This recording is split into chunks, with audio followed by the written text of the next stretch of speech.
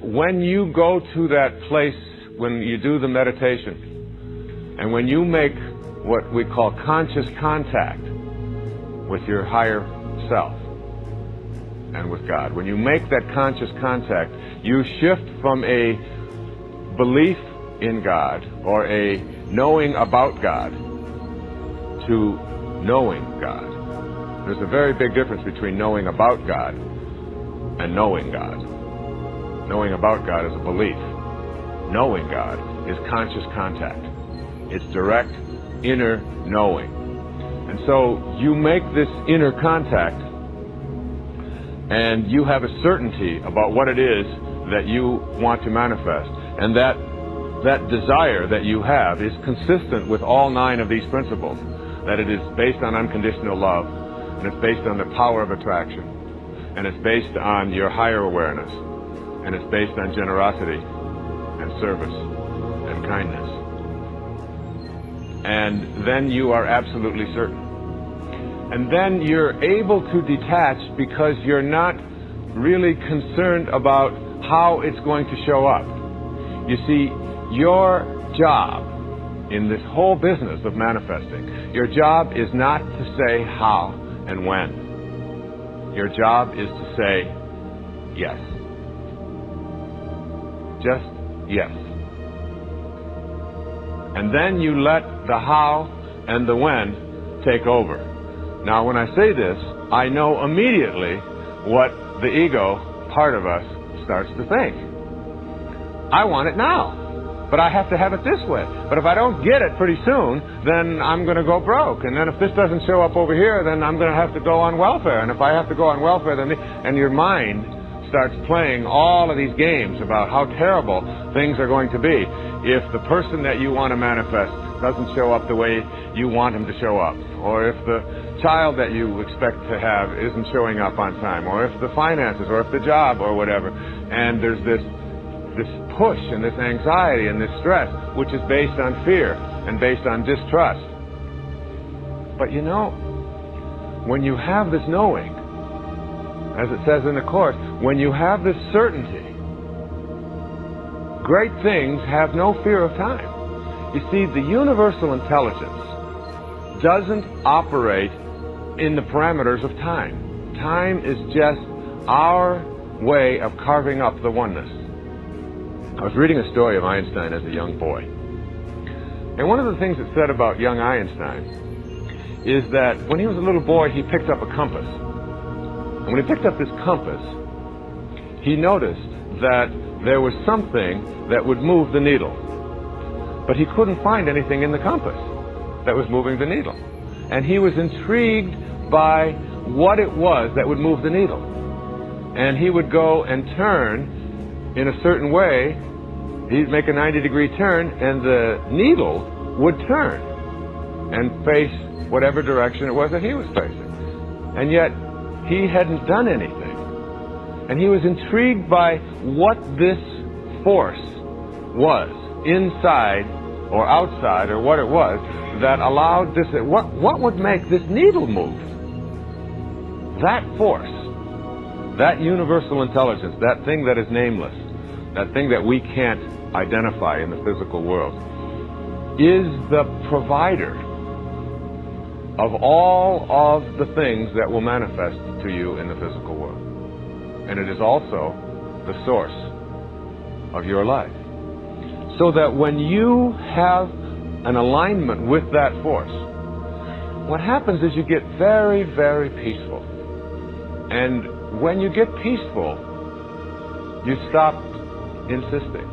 You just know. You just know that it's going to show up. And you're not demanding. You're not looking under the leaves for it. You're not asking for any favors. In fact, you understand that this universal force cannot provide special favors because it is everywhere. And if it were just for you and not for someone else, that would immediately make it not a universal force. It would be now someplace that it isn't. There's no favoritism in this.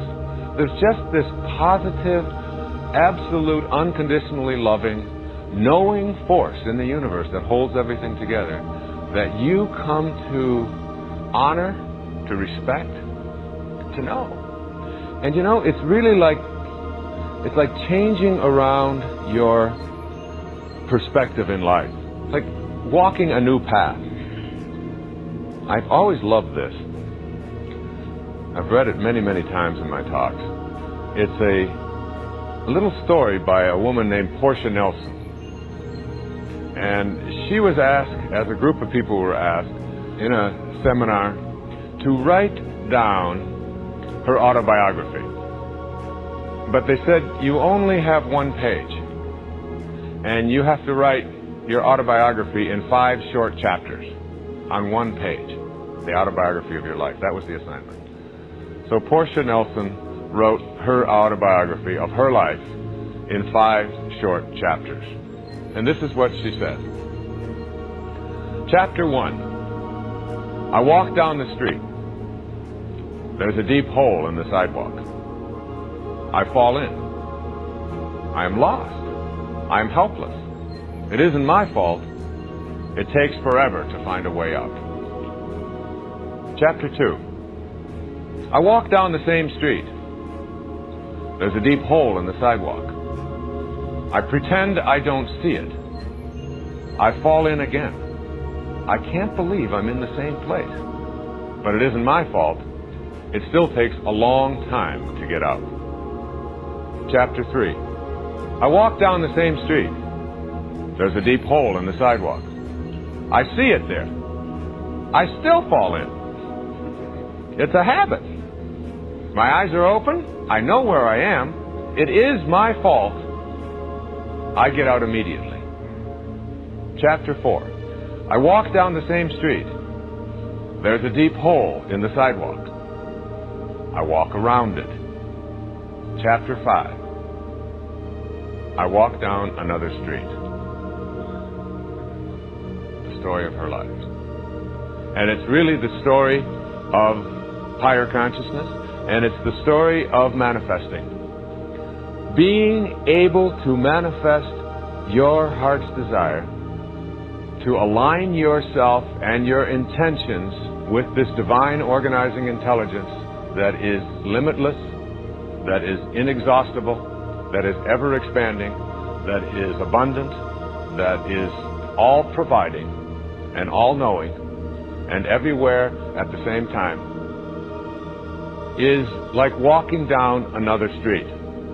To align yourself with that and to know that that alignment in itself is enough to bring whatever it is that has particularized, that is individualized into the world that you would like to have show up in your life and align with the particularization of that divine intelligence that is you. That it's just bringing it all together. It's just a realignment. And it will cooperate with you. The thing that will keep it from working for you is any obstacle to that flow. As I talked about when I was speaking about unconditional love, the minute that you put hatred, anger, bitterness, tension, anxiety, stress in the way of that intelligence, between you and that intelligence, you block that flow. It is a flowing. That's why we use water as a symbol of it.